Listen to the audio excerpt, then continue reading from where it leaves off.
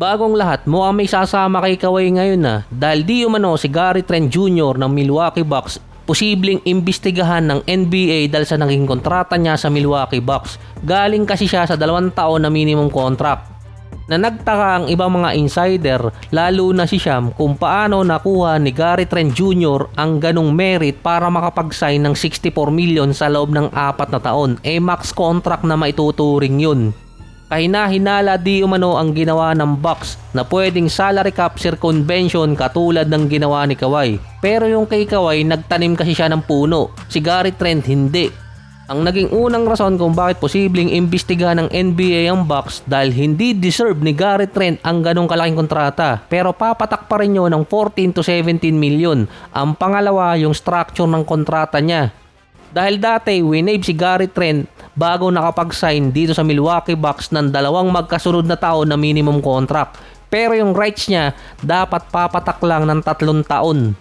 Dahil nasa early bird rights lang siya dito sa Milwaukee. In short, pinagamit di umano ng 2 magkasunod na maikling kontrata si Gary Trent para mapapirma ng kontrata na ang setup pa pang trade na hindi rin nakabase sa market value ni Gary Trent sa kontratang binigay din sa kanya. Kaya di umano naghihinala ang NBA sa ginawa ng Bucks dito kay Trent. Siya rin kasi ang pang-4 na highest paid player dito sa Milwaukee Bucks na meron pang 16 players. Sobra sila ng isa at kung titingnan pa yung lineup nila, marami silang player na pwedeng i-trade kapalit ng mga drop asset, lalo na yung mga player na nakuha sa Miami Heat. Na pwedeng gamitin yung kontrata nitong si Gary Trent na pang-pillar sa mga kontrata ng ibang teams or ibang player na makukuha nila sa ibang teams. Si Tyler Hero naman nasa Bucks na rin na mukhang hindi rin magtatagal. Base sa report, walang penalty na ibibigay dito kay Tyler Hero at kay Adebayo. Nasapak na nga si Hero, bibigyan pa ng penalty. Pero hindi pa alam kung magbibigay yung Milwaukee at Miami ng penalty sa 2 player. Base pa doon, kapag hindi pa rin nagkasundo ang dalawa at nagkaaway pa habang NBA season or kaya nasa court, doon mabibigyan ng penalty si Hero at itong si Adebayo. Ironic lang na si Hero mahilig makipag-away at si Adebayo ang bumaback up sa kanya dati, ngayon hindi. May isang coach pang nagsabi na si Hero ang player na mahilig man trash talk at bumili ng away pero siya yung unang tatakbo.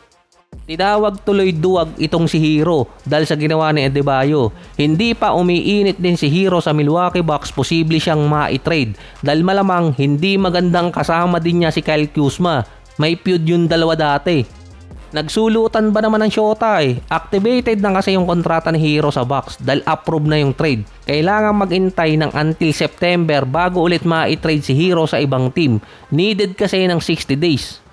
Sinabi rin kasi sa report na yung iba mga players din ayaw din dito kay Tyler Hero dahil nga sa asal niya or inaasta niya na fake top guy. Imminent na rin na i-trade ng Bucks si Hero dahil sa contract extension. 1 taon na lang kasi ang natitira sa kanya at based din sa report, hindi interesado ang Milwaukee Bucks na i-extend si Tyler Hero. Hometown na niya or home team niya yung Milwaukee pero ayaw pa rin sa kanya. Hindi naman tinawag na most hated player itong si Hero, tinawag lang siyang fake top guy or pinakaduwag na player sa NBA ngayon dahil sa ginawa ni Adebayo. At wala rin di umano magtatanggol dito kay Hero habang nasa Milwaukee Bucks siya, based sa isang anonymous head coach. Si Moses Moody naman nasa trade rumors ngayon para sa Golden State. Based sa report, nasa rehab na itong si Moody ayon yan kay Mike Dunleavy, nagising pala to. Na-injured kasi siya March 23, 2026. Ang recovery timeline 9 to 12 months. Pero based kasi sa medical team ng Golden State, posibleng abutin siya ng 12 months na timeline. Kaya expected hindi aabot ng regular season itong si Moody. Sa technicality, mas may chance pang maunang makabalik si Jimmy Butler kesa kay Moody kung ibabase sa timeline na binigay ng medical team. Wala pa naman kasi sa basketball activity si Moody ngayon. Pero kung titingnan, parang mas malala yung injury na nakuha ni Butler na sa ngayon wala pang makitang trade sa kanya. At ang ginagawa naman ni Butler, minamadali ang kanyang recovery o rehab. Based sa report, ang target date na makabalik ni Butler ay November sa Thanksgiving or kaya December before Christmas dahil sa 9 and 10 months timeline. Kung si Butler siguro hindi nag-intay ng 3 linggo at nagpa-offer agad, malamang umabot sa timeline na binanggit eh. Based din sa report, kapag hindi tinrade si Butler ng Golden State at posible pang makuha si LeBron, pinapangako di umano ni Butler na makakabalik agad siya before January. At dahil sa statement ni Butler, ang magiging tradable player ngayon si Moody dahil yung contract niya pwedeng ibigay ang malaking bahagi kay Golden Sun, Brandon Podziemski. Naging tagilid tuloy si Moody dahil sa statement ni Butler.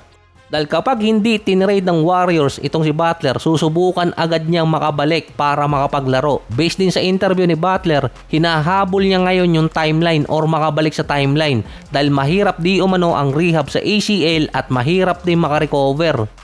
Parang mahirap na pangako yun para kay Butler Dahil so far, 10 players ang nasa main roster ng Golden State. 8 lang ang magagamit nila sa umpisa ng season. Pero pwedeng isama sa main roster ng two-way contract player. May total so far na 68 million na dead cap ang Golden State na hindi papakinabangan kung sakali. Pero kung makakabalik agad si Butler by December, at least may chance doon kahit papaano na magamit yung 58 million niya or mahigit 50 million niya. Si Moody mahihirapang makabalik agad at posibleng magamit siya bilang filler. Sa technicality, kailangan ng 6 na players na idagdag pa sa Warriors or 5 na lang. Pang 9 players kasi si Draymond Green na pwedeng maglaro. May commitment na kasi na magi-stay sa Warriors itong si Green. Busy pa kasi siya sa date niya kay LeBron sa Puerto Rico. Nag-go-golf kasi yung dalawa.